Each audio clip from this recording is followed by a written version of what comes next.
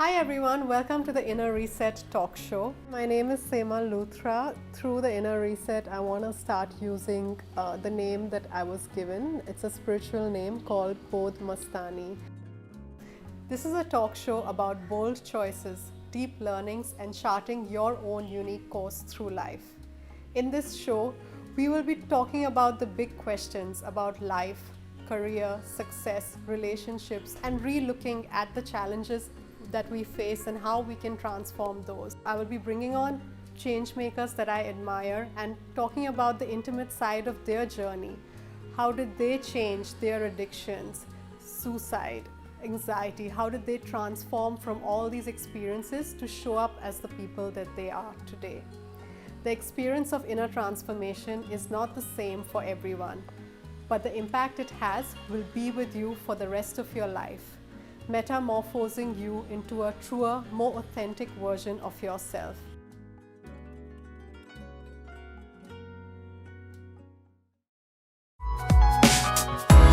When I was younger and I was 20 and people said that I shouldn't, kind of go out and do my own thing and go off the conventional path. And at the time I thought it's a mistake that I am going off the conventional path, but I think it's the best thing I ever did. Shifani is definitely someone I admire. She's a creative powerhouse and her creativity has flowered in so many different ways, starting out as a writer, then going on to storytelling, photography, video editing, production, singing, creative career coaching, and so much more. When I first started, I started out as a writer. I was working for newspapers, I was working in print media, and gradually I evolved into digital media and more visual forms of storytelling. What I really admire about Shifani is that in all her work, she brings out who she truly is. She brings out her authenticity, her uniqueness, and that is what makes it super special. Time was for no man and no do I appreciate your service.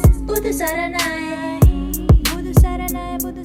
Two amazing shows that she's been part of. One is the talk show, which I feel is one of Sri Lanka's most progressive talk shows, but also one of the most popular ones. And another one which just came out this year, she did the storytelling and video editing behind the Easter attack survivors project. So welcome Shifani, it is really a pleasure to have you with us today. I wanted to start with a little bit about your childhood. How was it growing up as a Sri Lankan Muslim and how did that shape you into where you are? So Semal, I was raised in like a conservative Muslim household, and so as you can imagine, and my mother is a doctor. So as you can imagine, that's like, I think a trifecta there. So many things coming together to, it was challenging, I think, to be a young woman and an artist in that environment.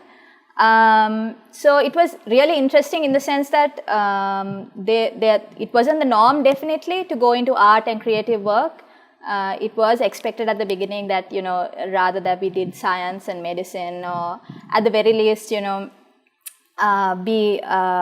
in some kind of, stable job, which is what we call anything that isn't art. I think I was even in architecture college. I'm an architecture college dropout. Like, I was in architecture college for a year. I tried newspapers, I tried architecture. So it took a while for me to kind of come into my own, and I'm still doing it. I'm still in the process, and it was like being strange. I think when I was younger, a strange one, but also I think I balanced it out by being really funny and making people laugh, and putting my art and my writing and all to kind of entertain the people around me. So. I think I was accepted in ways that people could accept me. And later on, I had to kind of swim on my own and figure out where do I fit in the bigger picture. Where do I fit in society and in work? Like, where do I find a space for myself in an environment where art is not necessarily encouraged. Yeah. And then how was that process of really making that decision that, hey, you said earlier when we spoke, like you felt like a misfit, and how was it to make that decision to, hey, I'm going to go off on the, off the beaten path, or I'm going to like carve my own career, which doesn't, like, even a writer in those days, like nobody had thought of writing as a viable career option. Obviously today it's very different. So what made you make that change? What made you go for it regardless of what everyone was saying? I mean, I think when you look at it from the outside, I think a lot of people will be like, what made you do it? Like, how did you do it? But I think when I was in it, like, if you were, like, it's one of those, you had to be there kind of things. Like, I don't remember consciously making a decision and being like, oh, I'm going to go off on my own thing. Because I think as a young girl, as a child, I think you want to belong somewhere. You want to fit in. So I don't want to act like I didn't want that. I think I tried. I think I did try at the beginning, like, where can I fit in? Okay, how can I see if I can kind of make these people happy, like people around me? But then I realized, like, it was out of necessity, I think, for me. Like, I had to do my own thing and do something strange, do something that wasn't normal in terms of, like, going on a creative path in order for me to survive, I think, in order for me to emotionally and spiritually and as a person survive and feel like I'm being myself. So it was out of necessity, and I think it, like I told you before, I think it does require a little bit of madness to just kind of throw caution to the wind and go for it. And definitely later on in my life, in my 20s and all, my family also became more supportive about my pursuits. So that definitely helped me, for example, go to India and study literature for 5 years and then come back and, launch into my own business. How did going to India come about for your studies? So actually now, like I told you, I started as a writer. So honestly, when I was in school, for some context, like, I sucked at everything. I was a very average student. But I had one teacher who was like, you're an excellent writer. Like, she used to print, Mrs. Navaratnam, like, she is no longer with us, but she was amazing. She was the one person, I think, when I was younger, who was like, you're definitely a writer and a singer. So she put me in the choir, and she put me, she used to print out all my essays, creative writing, and like hand it out to the batch and things like that, and be like, she made a thing out of it. And I was like, oh, like, I can be good at something. I'm not a total screw up, like, which is what you're made to feel if you don't fit into that, this thing. And now that I think about it, now 15 years later, nobody else was like that. Just she told me that. And now I am making my living with writing and storytelling, and I'm getting into music and stuff in a big way. So I'm so grateful for that influence. If not for her, I feel like I might have been kind of lost with nobody to kind of validate you. You do need a bit of validation, I think, when you're younger. Like, you do need a nod from somewhere. But now, as I've grown, I have found a community. I think, like I had told you, we had in an older chat that we think that, oh, I'm the odd one out, but maybe you're just the odd one out in the current circle that you're in. But know that there are other circles who will accept you and encourage you and help you grow in the direction that you want to go. Yeah. And I feel like so much of that is even traveling, because when you travel, like how you went to India and I'd gone to the UK, just going into a new country gives you so much perspective, and it makes you like redefine yourself in a way. Like, your family and all know you and your school knows you as someone, and then this gives you an opportunity to completely reinvent yourself, like, and discover yourself as well in a very different way. Yes, so you were asking me about India, right? So like I said, I tried. I went into I was like, Mom, I don't know what I want to do. I definitely don't want to be a doctor. And then after school, I joined a newspaper. I started in newspapers. I felt like that wasn't really going anywhere. Like, now I still do media work, but independently online on my own platforms.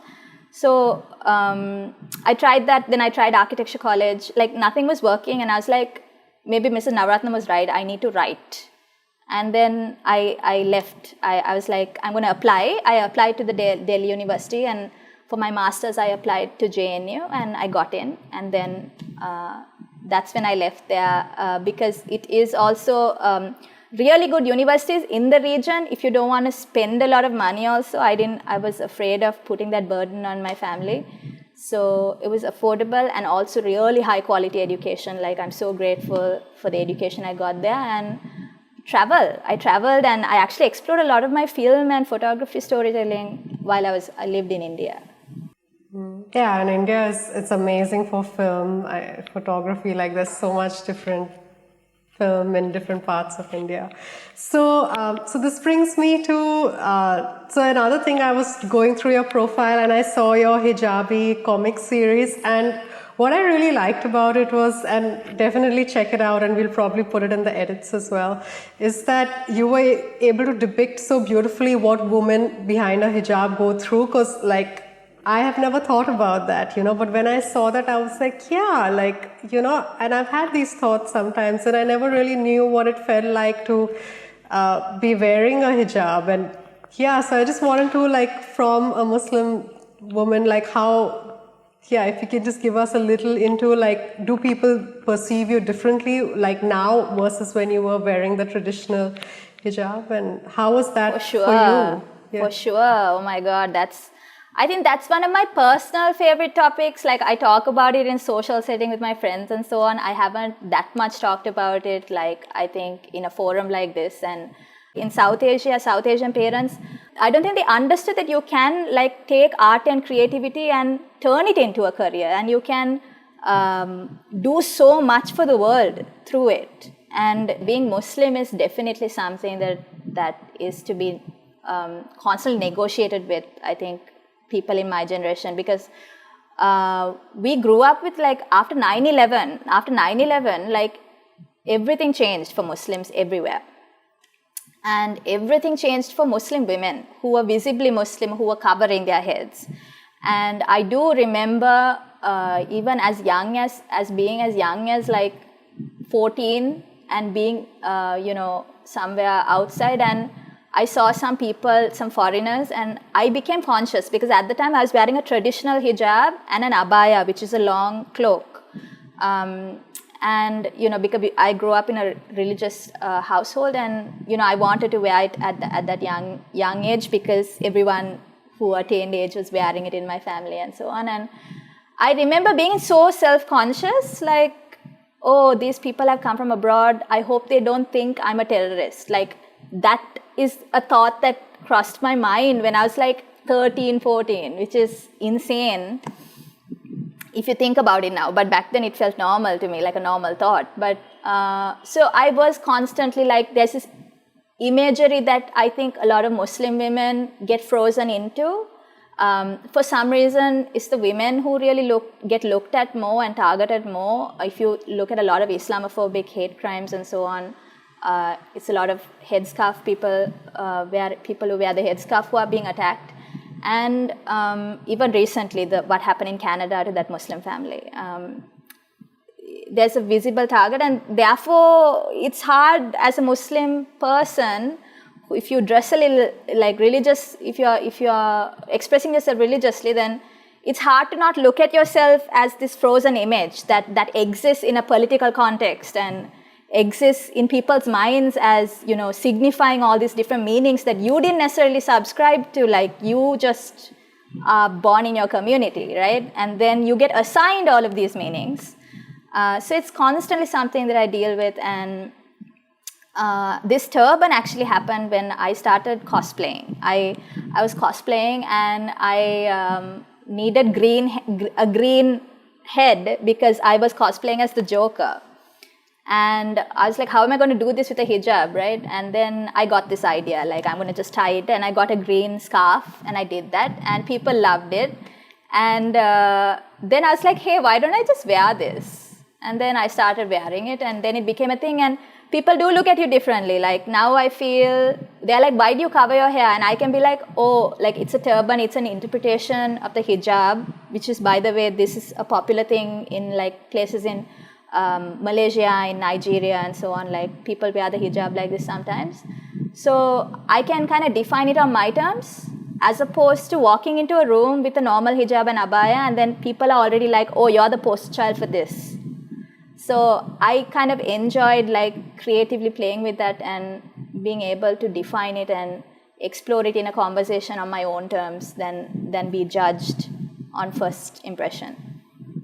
Yeah, I don't think I have ever experienced that or even know how that would feel. So, yeah. It's very interesting. I mean, even as a woman, like I remember once I was in a bathroom, like in architecture college, and someone was like, and then I was changing my hijab, like, and I was taking my hijab off in the girls' bathroom, and there's this girl who was like, "Why do you cover? Like, this might be in my comics." I mean, the hijab. I don't. Why do you cover? If you've got it, you need to flaunt it. You know, so.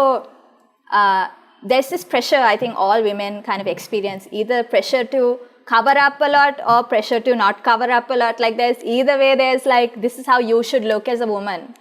So it's been very interesting to navigate that space. Like, what do I look like? What do I think I look like? What do other people think I look like? And how they can judge you badly or even sometimes judge you in a very positive light, like for no reason, just because they are associating the turban with these cool meanings in their minds.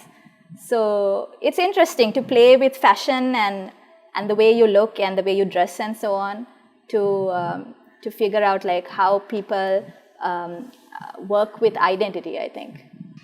Yeah, and actually, like you brought up that of like women, because in this, like with the whole feminism and women having control over their bodies and how they look, I feel like there is that thin line, like about women wondering, like, are you being forced to wear it or are you doing it out of choice? And I think that's where people are not really sure about where the line is, and I think yeah. That's true. I mean, I always say, like, if you're wondering, just ask.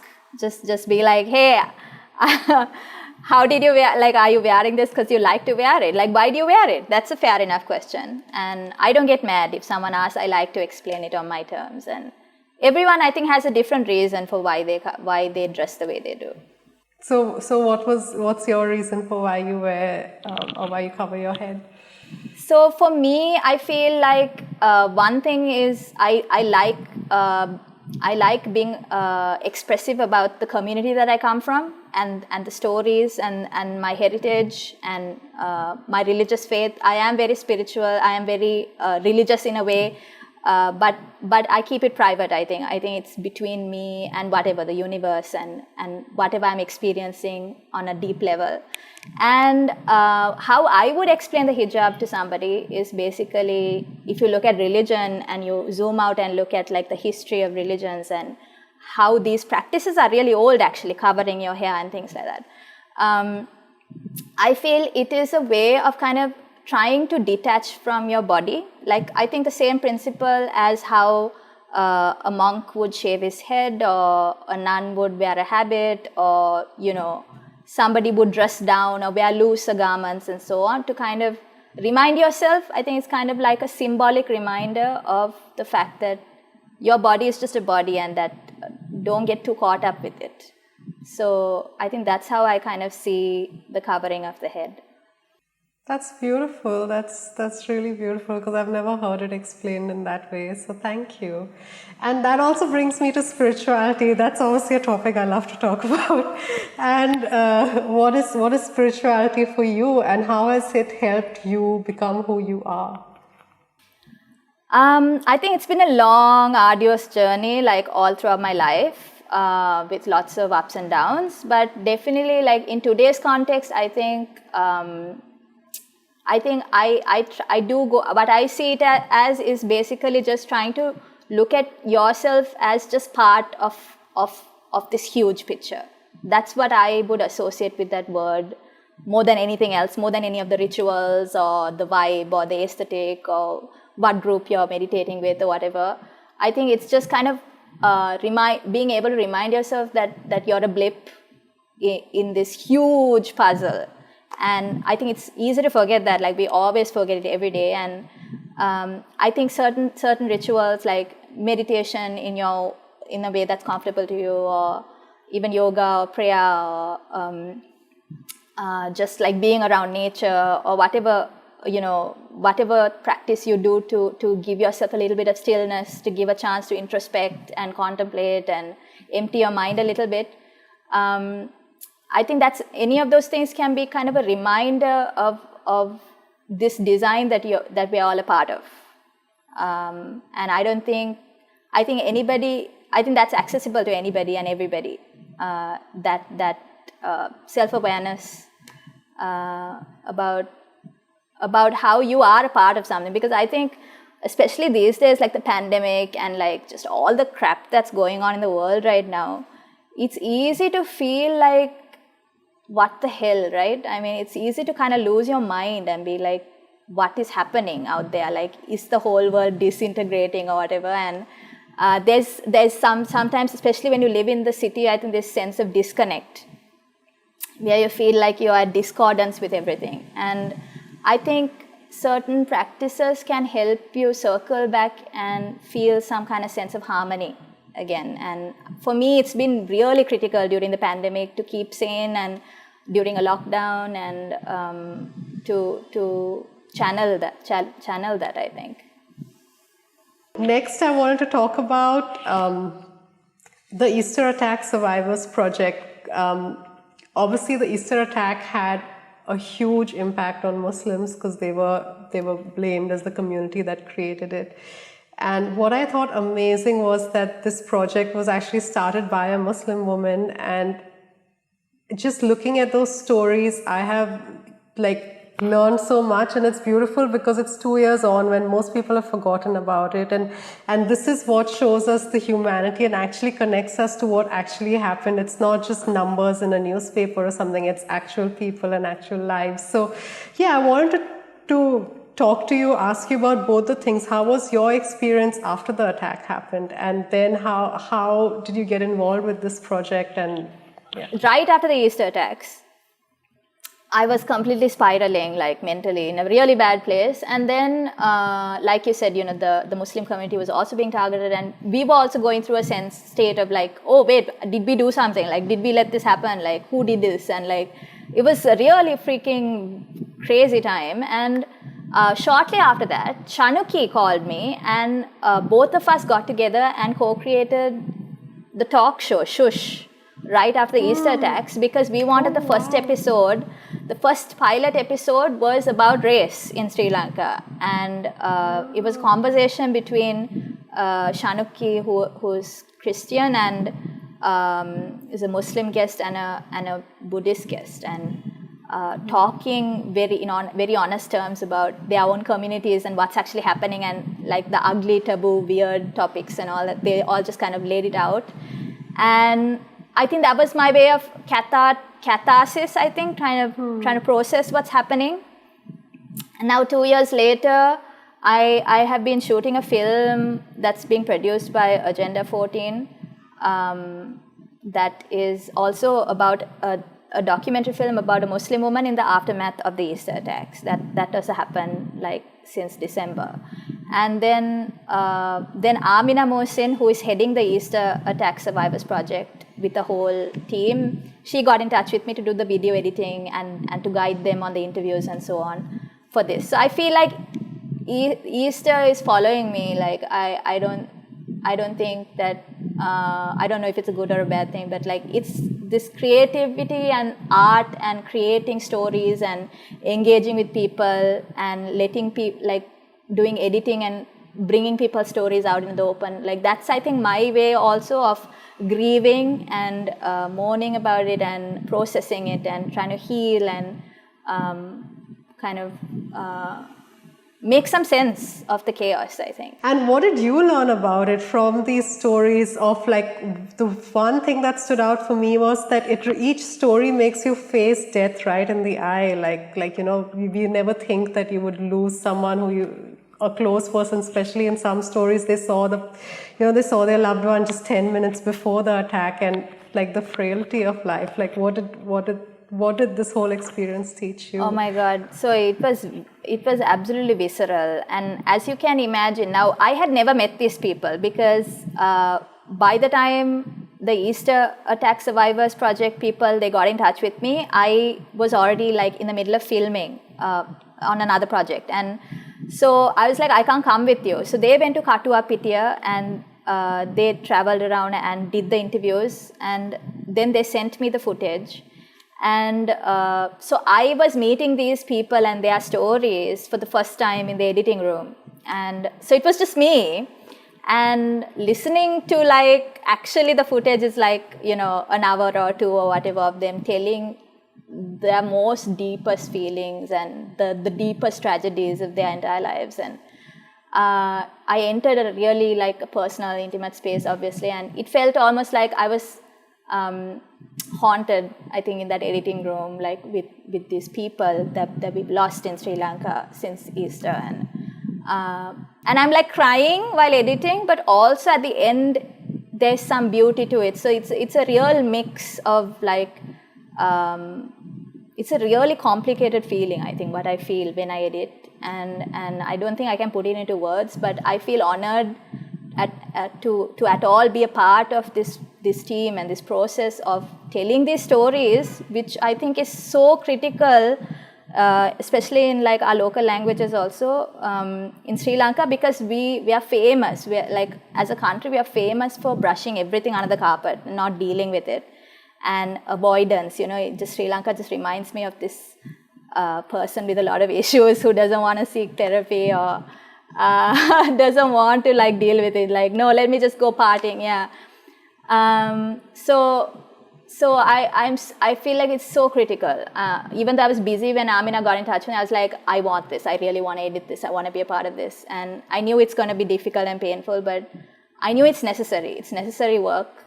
And it's so necessary, I think, us as a nation to look at what happened really, to look at it in the eye and look at the ugliness, look at the truth. And I think only through that, I think we can cross over to a place where we can even fathom the idea of moving forward in some kind of meaningful way. We couldn't have done it without the church, without the local church, and the people involved were also like Muslims as well. So it's a beautiful interfaith project, like where people of different communities coming together to tell these stories for a bigger cause that's beyond community, and it's about healing, and it's about making sense of conflict and war in the country. So it's been a beautiful journey that way to see. For me also, as a person who, to a certain extent, I do live in a bubble, like, because I'm in a different section, right? Like, there are different sections, I think, in society, and like, especially during lockdown, like I am in this mostly English speaking in art circles and like you know, these kinds of podcasts and all. It is a little bit, it's in a different section, for lack of a better word. And it was through art and through projects like this, I feel like I'm crossing over to different intersections and being able to see from different points of view. And it's that way, it's a learning process. And Muslims, I mean, I think, yes, one thing that it shows is that everyone was affected, including Christians and Muslims and Buddhists, and people of all communities were affected by the Easter attacks in a bad way. That's what the series, I think, shows now. There's, I think, 2 more episodes to come out. It's a 7-part series. Yeah, and I also really like that it does cross over boundaries. Like, even for me watching it, I would have not known these stories, or this man who worked 24 hours a day to provide for his family, and then the effect that this had on him. And so now the next thing I wanted to talk about was the talk about taboos. So the talk show about taboos. How did you all come up with it? And was there, because you're talking about all the like unheard of things or things people don't want to talk about, were you scared of going out there with such a talk show, or how was that experience? So actually, Shanuki and I have known each other for a long time. We weren't like close or anything, but we've always been kind of circling each other. Like, I've known her since I was about 18. Like, and so we knew vaguely what each other was doing. And then she called me and she's like, "Hey, you want to start a women's talk show about taboos?" And I was like, "Can you listen to yourself? Like, obviously, what do you think my answer is going to be?" Like, it sounded like something out of my dreams. Like, I have always wanted to have that kind of show anyway.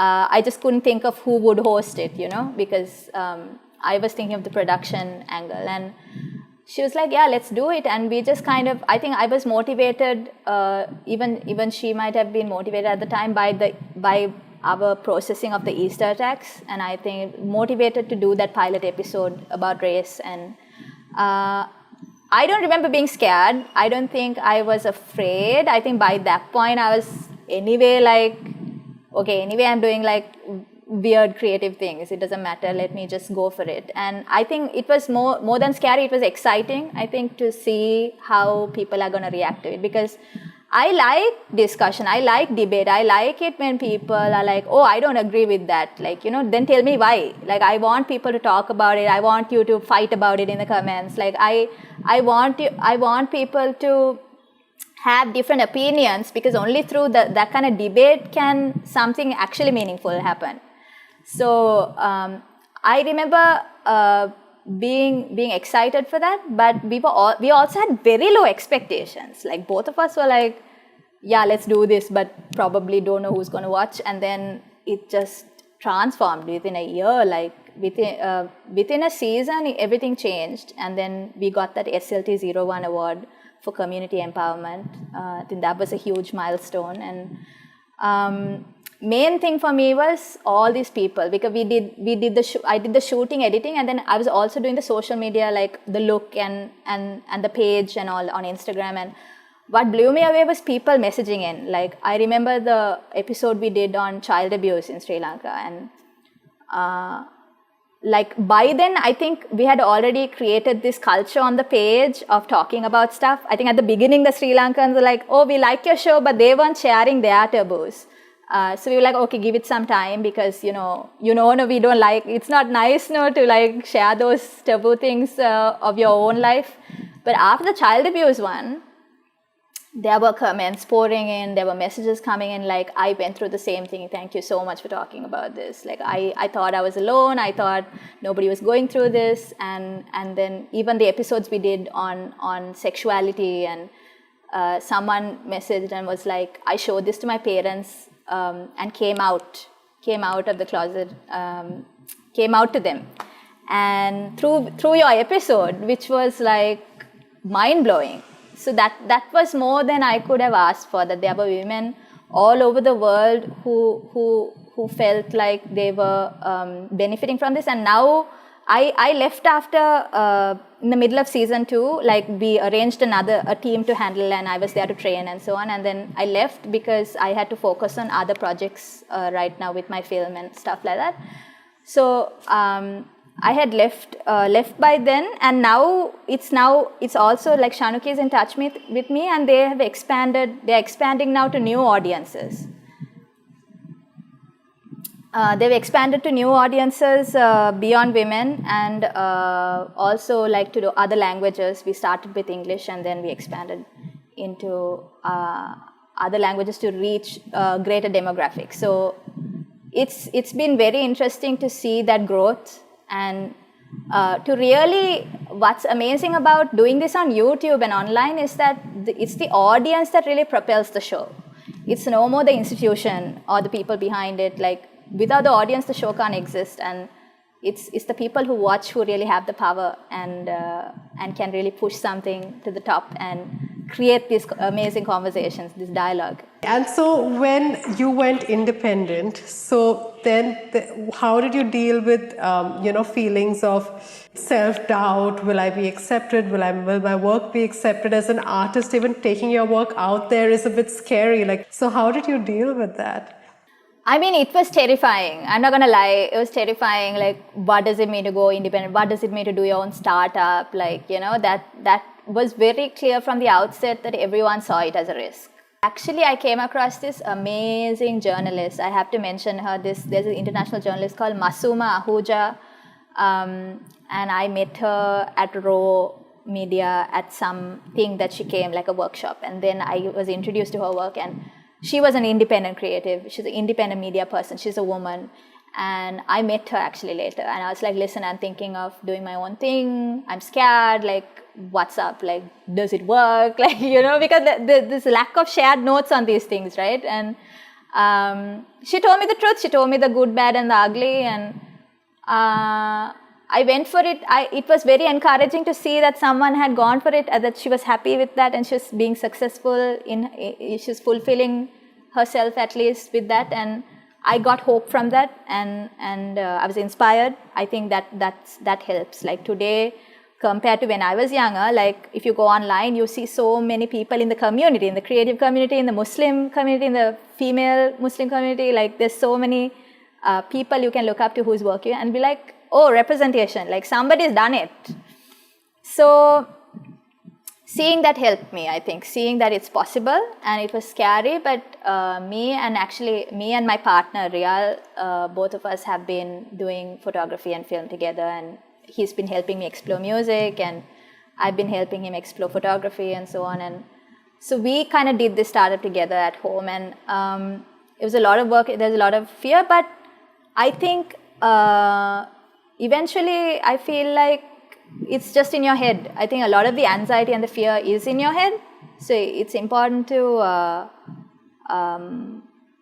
be aware of that. Don't like manifest it and think, okay, I'm definitely in the wrong. I think, like I said, it does require a bit of madness, like, okay, yeah, it's not normal, but let's just jump and do it anyway. And I think that's about intuition. It's about having your gut feeling that this is going to work, that I have something here. And like I said, definitely support system helps, like having people around you. And now through our work, we've found so many other creatives who are like-minded, who are trying to do the same thing, who want to make meaningful stories, who want to treat artists with dignity, who want to pay people their due, who are creating despite the skepticism and all that stuff. So that community, I feel, is one of the greatest things that helps get rid of the doubt.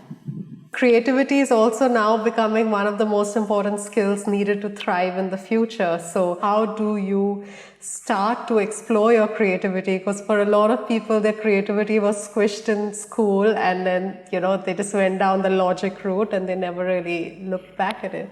That's so sad, no? Like, it just makes me so sad when I think about how they squash the creativity out of you in school and how they suck the fun out of everything. Like, some beautiful things like art class.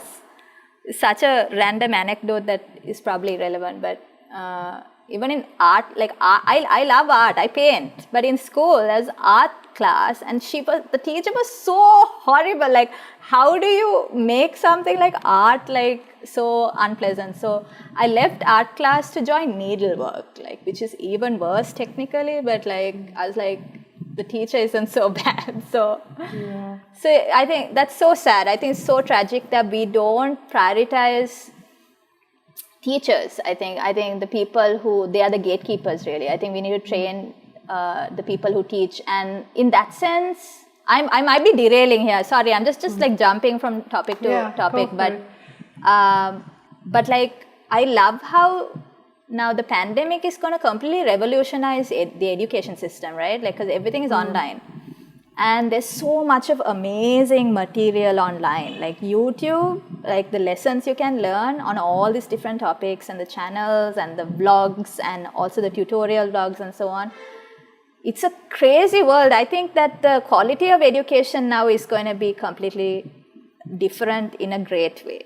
And I just wanted to just kind of note how that's going to change now. Like the gatekeepers of education, it's now going to be of a greater value, I think, because we'll be learning it online, and you can kind of get the best of education that way, I think, compared to how we used to do it in schools. So even when I was reading about it, education should follow your curiosity, because what you're curious in is where your interest lies, and you need to be an expert, or you need to be really good at the thing you want to do, but you don't need to learn about every other subject or topic which you have no interest in. You're just being forced to learn, I guess. Exactly, that is so true. I do think that learning and growing creatively, because you asked me how do you get into that if you are new at it, like, I think it's first of all realizing that creativity is basically about keeping that child inside you alive, like keeping the imagination and the curiosity alive.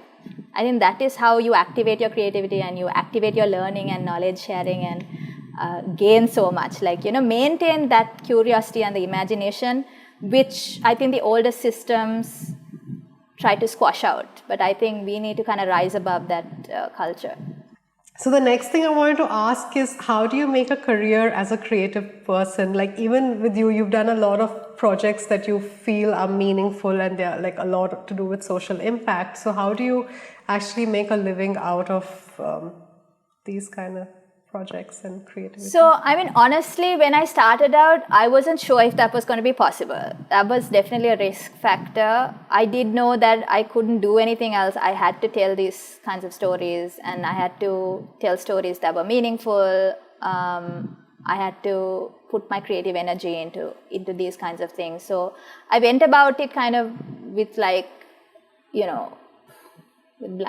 just mission, just get there. And then gradually what I learned along the way is that you do attract people. You attract people who are also, there are people in all these work circles also who have the same values. I think that's what it's about, value system.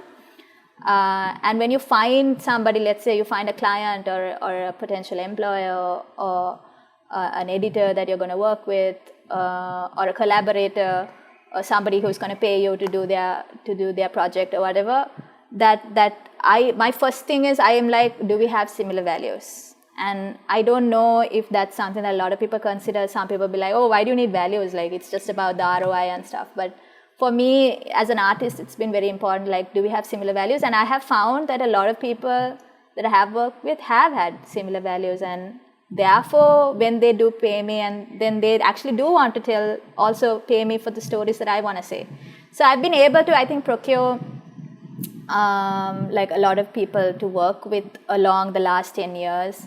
When I work with YAMO and then Raw Media and British Council and International Center for Ethnic Studies, Agenda 14, like different people who want to put their energy and even money and so on into these kinds of projects. I think if you're confident and you are vocal and you work hard and you are persistent and like maddeningly, you try to persevere, and you kind of go at it like with just like one direction, like I'm going to do it, then I feel you will definitely attract people who also have the same values as you and who want to pay you for that kind of work. So I think it is about sticking to your guns and consistent, authentic branding and making connections. That has worked for me. Like making human connections. Like I go to an event and I meet someone, like let's say when I met you and I recognized all these circles you were part of, that I could share a lot of values with you. Like we have a lot of shared values, and that I think can kind of lead the way to more projects like. Yeah, no, totally. And I feel like even at the base of that is really like trusting in yourself. I feel like self-love, self-trust is so important as an artist. And then, having that confidence to put your stuff out there. And even if it's not, it's not great the first time or the second time, but still trusting in yourself and just going at it, like you said, just persevering. Because anything you try and you put your focus on, you will get better at. Yes. And also being aware that there is a toxic work culture that exists in a lot of companies where you are discouraged to believe in yourself and to grow yourself as an individual, to be aware of that, so that when someone says something, that you take it with a pinch of salt and you don't absorb it. Because I know people who, for example, 10 years in a company, and maybe for 10 years they've been putting them down and saying, you're nothing, you can't really do anything more than this paper pushing thing that we've given you. And then when they leave it takes so long to unlearn, right? We are constantly unlearning things, right? That they taught us when we were younger, and then trying to re-educate yourself and re-nourish yourself and so on. So it's a long process, I think. So I think with that, those were most of my questions. Any final things that you would like to say? No, I mean, it's been amazing. I've loved chatting about this. It's been, I think, one of the most fun conversations I've had online, I think, on a show like this. So it's been really great. I think it's so important that we have more things like that. I can't wait to see your other episodes and all, and share knowledge constantly. I think it's a beautiful time while we're all at home, lockdown, pandemic, and all, to share knowledge online and create this community on the internet. Even though we're all alone at home, I think there's so much togetherness that's happening out here still.